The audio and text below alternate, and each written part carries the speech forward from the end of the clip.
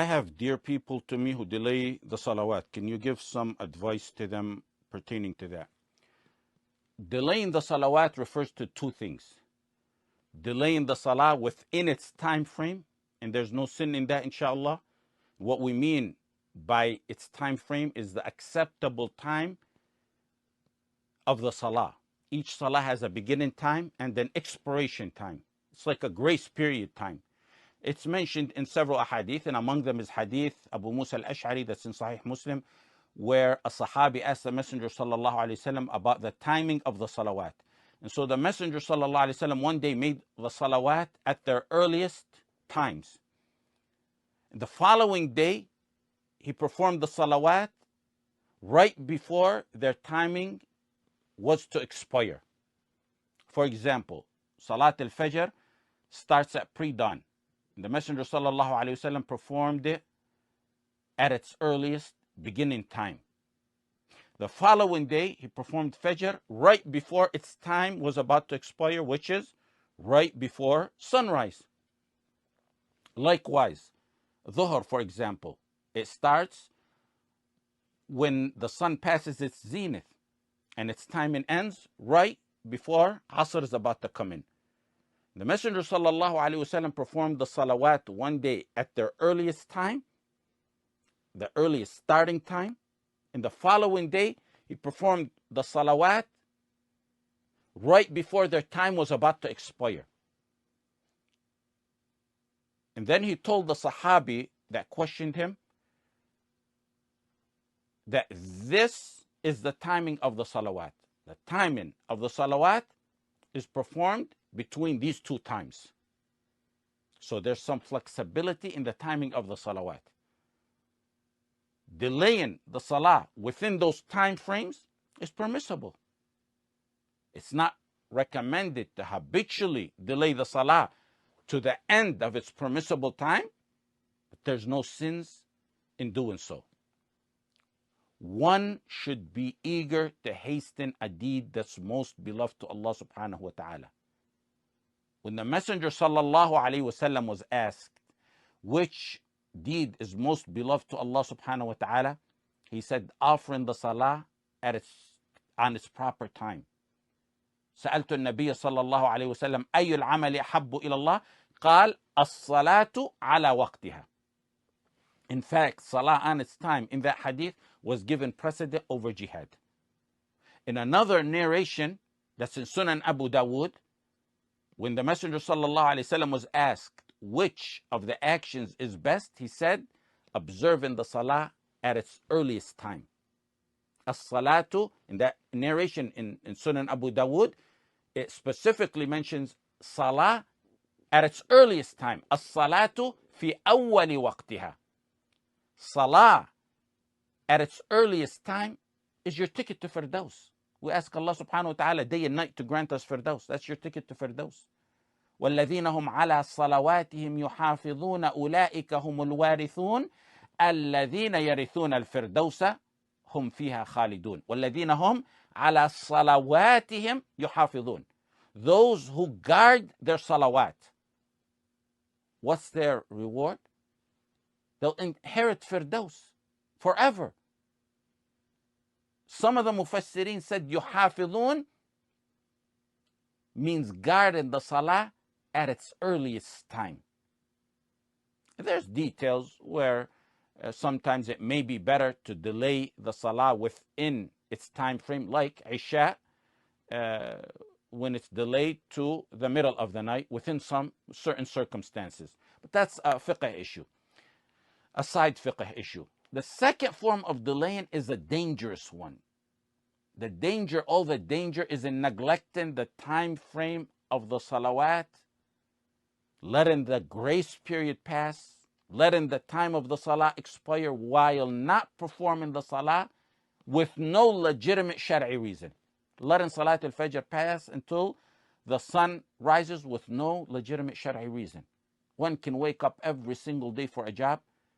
If Fajr falls within that time frame, he'll pray Fajr on time. But if the sun rises at 7 a.m. and he wakes up for his job at 8, he'll miss the Fajr. Back in 2013, I said, you see those athletic young weightlifters able to bench press hundreds of pounds, but they can't remove that 2-pound blanket off their chest to wake up and perform the salah. And you see some elderly who may be ill, who can't even carry a few pounds, lift that blanket and never miss takbirat al-ihram behind the imam in jama'ah. The strength is in the iman. If one misses the timing of the salah because he's excused, inshallah he will not be sinful, such as randomly forgetting, randomly sleeping through a salah, or someone who may be traveling, combining between the salawat. من نسي صلاة أو نام عنها فكفارتها أن يصليها إذا ذكرها. The expiation for one who forgets the salah or sleeps through it is to perform that salah when that individual remembers it. Habitually sleeping through the salawat is negligence. That's not excused. Someone who habitually spends his nights browsing the internet or staying up with friends, and then 10 minutes before Fajr, the shaitan comes to him as he usually does and puts him to sleep, and then he misses the Fajr and thinks he's excused for that every single day. More astonishing than that is something I heard where a husband tells his wife, I'm going to sleep. Minutes before the salah is about to come in, he says, don't wake me up because I'm excused for sleeping through the salah. Sahih Muslim, when the Messenger sallallahu alaihi wasallam laid down to rest, if it was right before Fajr, he would take precaution. He would stretch his forearm and place his head on his palm. Sallallahu alaihi wasallam. وَإِذَا عَرَّسَ قُبَيْلَ الصُّبْحِ نَصَبَ ذِرَاعَهُ وَوَضَعَ رَأْسَهُ عَلَى كَفِّهِ. So if he sleeps, it'll be light sleep and he'll wake up. And every time I remember or mention this hadith, I also remember when I was around 5 years old, I would ask my mother, may Allah subhanahu wa ta'ala grant her firdaus, to sleep in my dark room. And then I would look at her while she's sleeping. She'd have her arm outstretched and her head would be in her palm. And I would keep telling her to put her forearm and hand down and sleep right. She said, I have work to finish. Once you go to sleep, I'm going to go finish that work. May Allah subhanahu wa ta'ala grant her firdaus. When you lay like that, you're either not going to go to sleep, or if you do, it's going to be light sleep where you wake up. So Rasulullah sallallahu alaihi wasallam laid like that. If he slept before Fajr, taking precautions so that he will not miss Fajr. You need to take precaution in organizing your lifestyle and your time so as to not miss Salah, sleeping right after Isha, Adhkar, setting the alarm clock. Ibn Hazm attributed to 17 of the Sahaba, and Abdullah ibn Mubarak, and Ahmad ibn Hanbal, and Ishaq ibn Rahway, that whoever leaves a Salah purposely without a legitimate excuse until its time lapses, then he's a kafir. Al-Khattabi added to that Ibrahim al-Nakha'i. More than 25 years ago, the University of Michigan, I gave detailed classes. It was actually a series. And we analyzed the opinions and proofs on whether one who leaves or abandons the salah is a kafir or not. And we spoke on what constitutes abandoning the salah. Even though it's a minority opinion among the 4 imams, and after all those years, and as time goes by, you acquire more knowledge, you do more research, it only made me more firm, more confident of the opinion I held back then, that one who leaves one salah until its time expires for no legitimate shari'i reason, he's not a Muslim. Back in the 80s, when we visited Bilad al-Haramain, and we did so many times aside from the years that we studied there, around the mid-80s or so, on one of the trips, we were invited as guests in Ibn Baz's house. We spent several months with him. We spent some time in his house in Al-Ta'if, where he spent most of the summer. And then we went with him to Mecca in his entourage and in his own personal car to perform Hajj. And of course, the women were in the cars behind.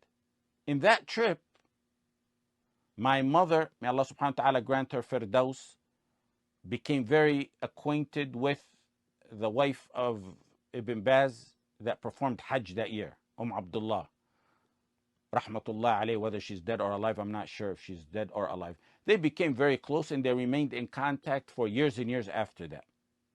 May Allah subhanahu wa ta'ala have mercy on both.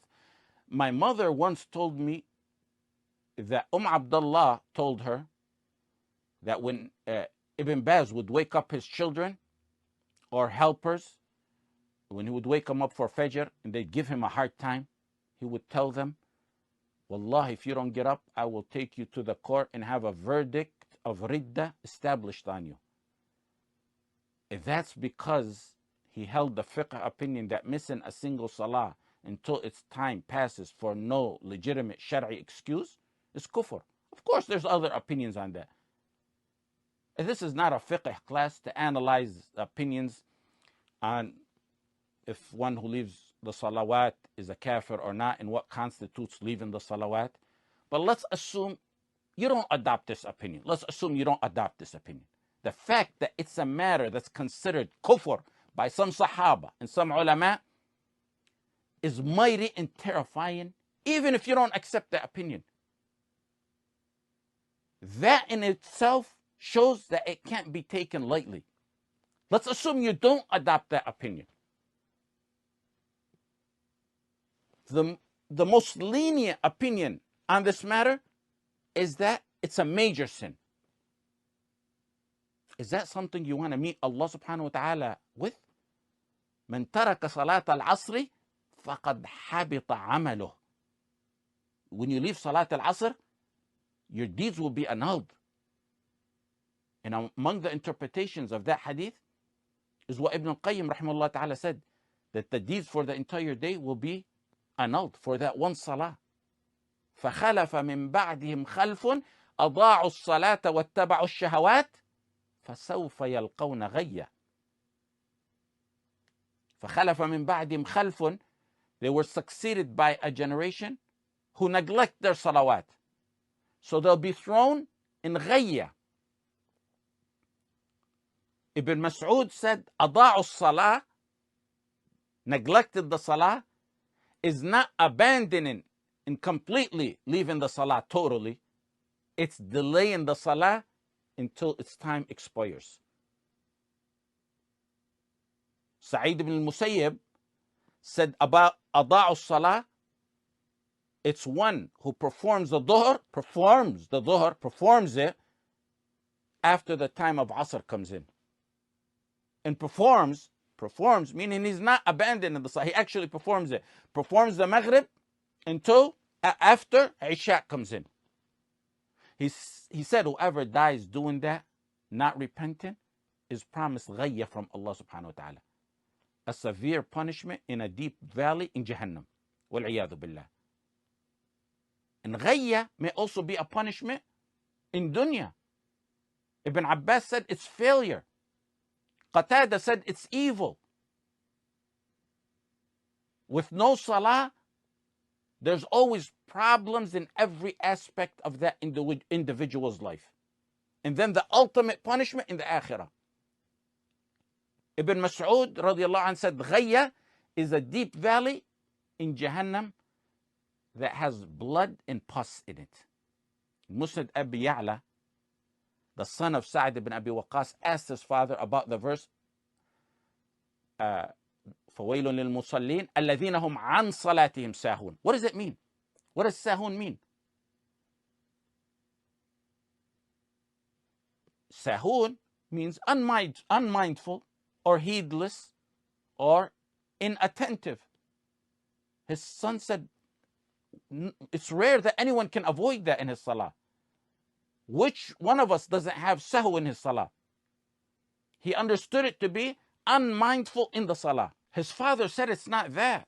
It's one who neglects the timing of the salah until it passes, until it expires. And the linguistic terms within the verse support that meaning, because the verse says negligent of the salah. It doesn't say negligent in their salah, negligent of their salah, which goes to support that it's abandoning or neglecting the salah in its timing.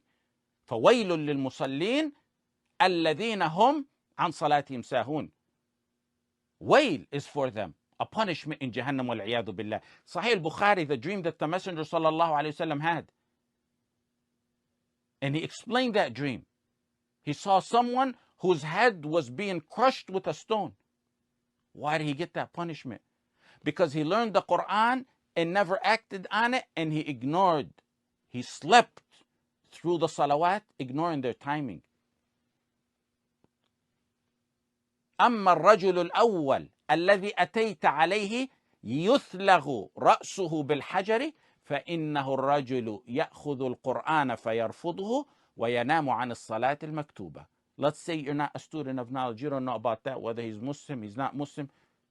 How can you strip your life of barakah being negligent in delaying the salah? It's darkness. Darkness to your life. Leaving out and not guarding the salah is darkness to your face and to your life. Leaving out the salah strips the nur out of one's face. It deprives one's dua from being answered. Muslims need to start feeling the honor of meeting Allah subhanahu wa ta'ala in salah and looking forward for it. We talked about that in the tafsir class. Allah subhanahu wa ta'ala permits you and allows you and wants you to knock on his door and have a meeting with him, and you choose to delay that meeting or neglect it altogether. Whatever it is you're going through, the solution is in your salah.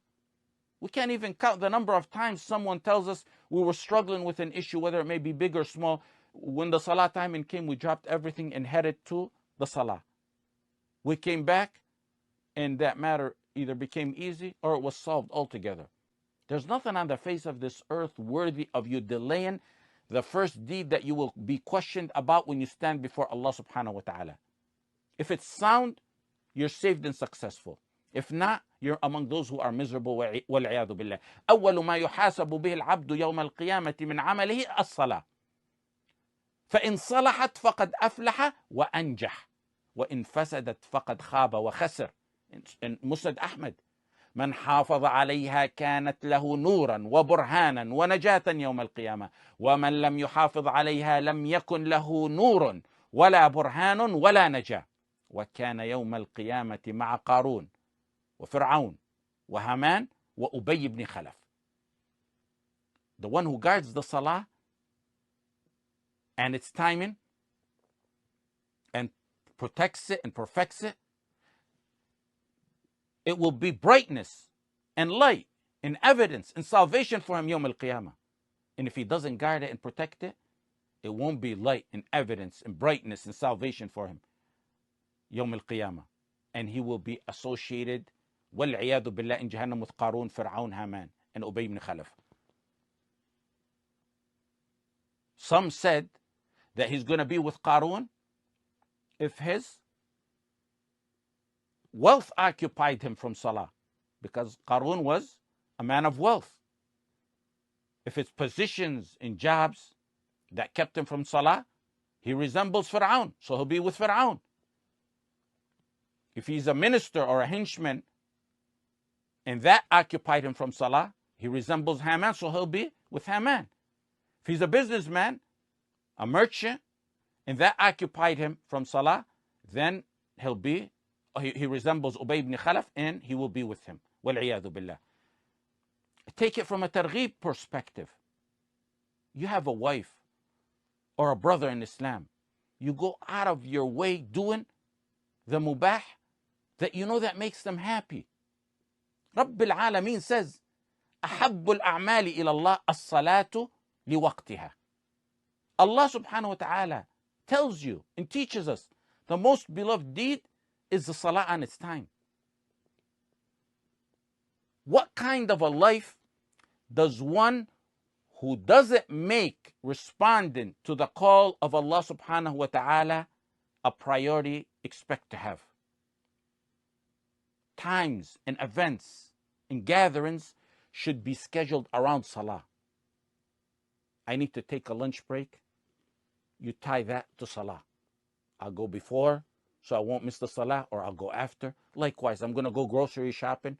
It should be tied around the salah. I'll go before, I'll go after, or I know there's a place there where I can perform my salah. Ibn Hajar al-Haytami related a story. I'm not sure its authenticity, but he attributed the story to the Salaf. He said someone buried a sister. And while he was burying his sister, he had a pouch of gold in his pocket that fell in the grave without him knowing. When he left the grave, he noticed that pouch missing, so he went back to redig the grave to get the pouch, only to find a blazing fire as he was digging. He returned the dirt and ran to his mother crying, and he asked her. And he told her what he saw.